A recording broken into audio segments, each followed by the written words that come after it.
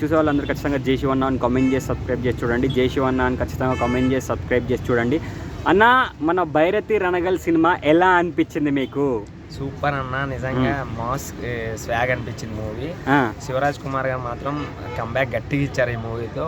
తెలుగులో నేను చూసినందుకు చాలా హ్యాపీ అనిపించింది. శివన్న గెటప్, ఆ క్రేజ్, ఆ స్టైల్ ఎలా అనిపించింది? ఆయన పంచకట్టులో సూపర్ అన్న, చెప్పాల్సిన అవసరం లేదు కదా. ఆయన స్క్రీన్ మీద కనిపిస్తే చాలు, అంత స్క్రీన్ మొత్తం 70mm స్క్రీన్ మీద ఫుల్గా కనిపిస్తారు మనకి, అంత బాగా అనిపిస్తుంది. ఆ ఎక్స్ప్రెషన్సే కానీ ఆ ఫైట్సే కానీ సూపర్ అనిపించింది నాకైతే మూవీ. ఎలివేషన్స్ ఎలా అనిపించినాయి? ఏ రేంజ్లో అనిపించినాయి ఎలివేషన్స్?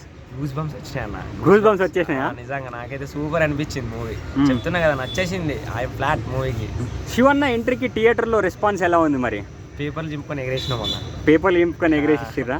మామూలే లేదు. ఆయన నేను చాలా ఎక్స్పెక్టేషన్స్తో వెళ్ళిన, ఆ ఎక్స్పెక్టేషన్స్ ఖచ్చితంగా రీచ్ అయినాయి. మూవీ మాత్రం సినిమా సూపర్ హిట్ అనుకుంటున్నారా మరి?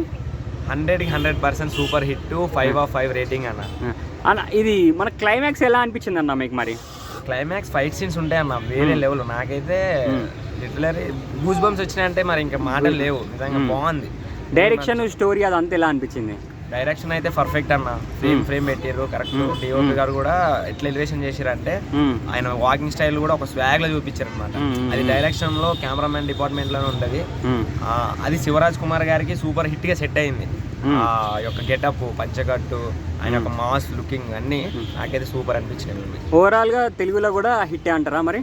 తెలుగులో కూడా సూపర్ హిట్ కాదు, సూపర్ హిట్ రాసి పెట్టుకోండి. నాకైతే నచ్చేసింది. ఓకే అన్న, థ్యాంక్ యూ సో మచ్.